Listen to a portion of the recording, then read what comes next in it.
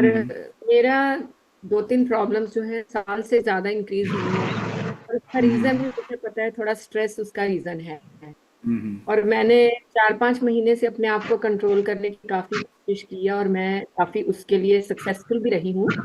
But ये है कि कांस्टेंट रीजन अगर बना हुआ है तो वो कभी ना कभी तो पोक कर ही जाता है। जैसे मेरा एक तो फुट ड्रॉपिंग का इशू जो है बढ़ गया है काफी। एक तरफ लेफ्ट फुट में एक तरफ जैसे है कि वो ऐसे लगता है पानी नहीं है। जब हम्म रखती हूँ तो क्या है, चल पड़ती हूँ, भाग भी लेती हूँ, सब कुछ है। लेकिन अगर ओवर एक्सर्शन हो गया, खड़े रहना ज्यादा हो गया, तो वो पैर चलते ही नहीं है बिल्कुल। एक पैर में हील स्पर की दिक्कत है और एक पैर में फुट ड्रॉपिंग की दिक्कत है। और ऑस्टियोपोरोसिस काफी ज्यादा है मेरा। आई एम 50 ओल्ड, जॉब में रही हाँ हूँ, एक्टिव रही हूँ। लेकिन साल भर से ये जो चीजें मुझे आ गई हैं, ज्यादा आ गई हैं। एसिडिटी हम्म की भी प्रॉब्लम है।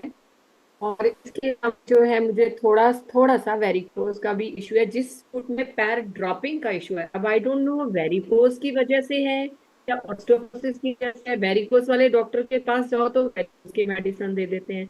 ऑस्टियोपोरोसिस के लिए ऑर्थोपेडिक के पास जाओ तो वो कहते हैं कि आप अपने ऑस्टियो को ठीक करोगे इंजेक्शन लगा के, उसके बाद ये ऑटोमेटिकली ठीक हो जाएगा। और हील्स पर का भी वो यही कहते हैं, इंजेक्शन लगेंगे, उसके बाद आप हील्स पर भी ठीक हो जाएगा, हड्डियों में जान पड़ेगी तो पैरों की हड्डियों में दर्द होता है, जैसे चलने से, ज्यादा खड़े होने से। और मेरी अभी जिम्मेवारियां ज्यादा हैं, जिसलिए मुझे रेस्ट नहीं मिल पाती चलने का।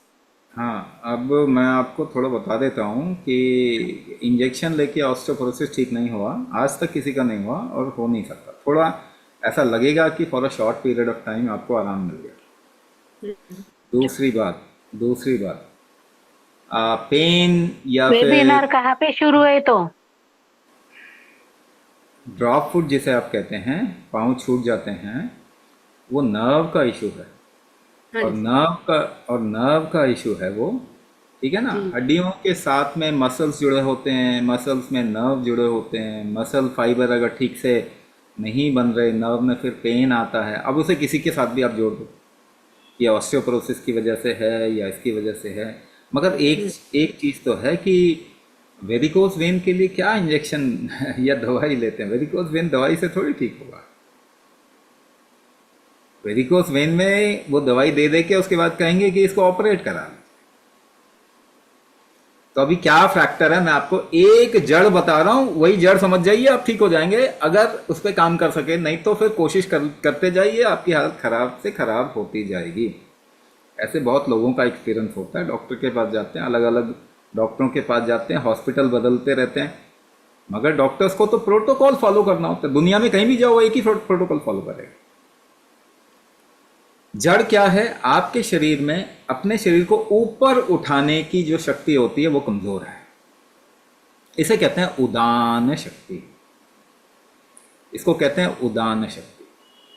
अगर ऊपर उठाने की शक्ति कमजोर होती है, इसको हाँ जी। टेस्ट कैसे कर सकते हैं? सांस छोड़ने के बाद में आपसे रोका नहीं जाएगा ज्यादा, बिल्कुल भी। सांस छोड़ आफ्टर के। एक्सेल छोड़ के रोकने की कोशिश करेंगे ना, तो बड़ी तकलीफ हम्म। होगी। तो हम्म। एक इंडिकेटर है कि उदान शक्ति कमजोर है। दूसरा, इसका वेरिकोस वेन उदान शक्ति कमजोर होने के कारण होता ही है। तीसरा, उदान शक्ति कमजोर होने के कारण स्ट्रक्चरल इंटीग्रिटी बॉडी की जो है वो कमजोर होने लग जाती है, यानी हड्डियों पे असर आने लग जाता है। हम्म।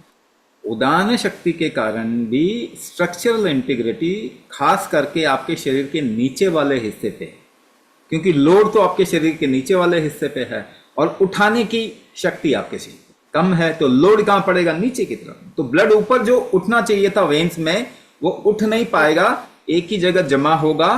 तो इसी को वेरिकोस वेन कह रहे हैं। हम्म। दूसरी, स्ट्रक्चरल इंटीग्रिटी खराब होती है तो उसके वाल्व्स होते हैं वेन के अंदर, जो कि एक बार खून ऊपर उठ गया तो बंद हो जाता है, उसको नीचे नहीं गिरने देता। अब वो वाल्व कमजोर है। ये ही तो कमजोरी आपको कोई। कोई भी काम करने में जोर लगेगा, जी। ये आपको देखने को मिलेगा। कोई कहता है सैर ज्यादा करो, मैं सैर ज्यादा करती हूँ तो मुझे दिक्कत और बढ़ती है। दिक्कत और बढ़ेगी ना, क्योंकि आपका शरीर उठा नहीं पा रहा, आप उठा के उसको और लोड डाल रहे हो। जी। ठीक है ना, तो आपको तो कोई भी एफर्ट लगाने में दिक्कत आएगी इस वक्त। और कारण हो हाँ, सकता है। मुझे पैराथायरॉयड एनीमिया हुआ था, सर्जरी हुई थी, तो क्या पैराथायरॉयड? पैराथायराइड, देखो पैरा, आप इसे हमेशा ना एक, देखो सर्जरी तो कहीं ना कहीं नुकसान वो बोला करेगी कि आपको, ब्लड में अगर कैल्शियम लॉस पैराथायराइड, हो गया। वो हेलो। वो एक कारण हो सकता है ना। आपका पैराथायराइड की जो सर्जरी हुई वो एक कारण हो सकता है कि ये फिर आपकी मल्टीपल प्रॉब्लम था, मगर पैराथायराइड की सर्जरी क्यों हुई, प्रॉब्लम क्यों आई?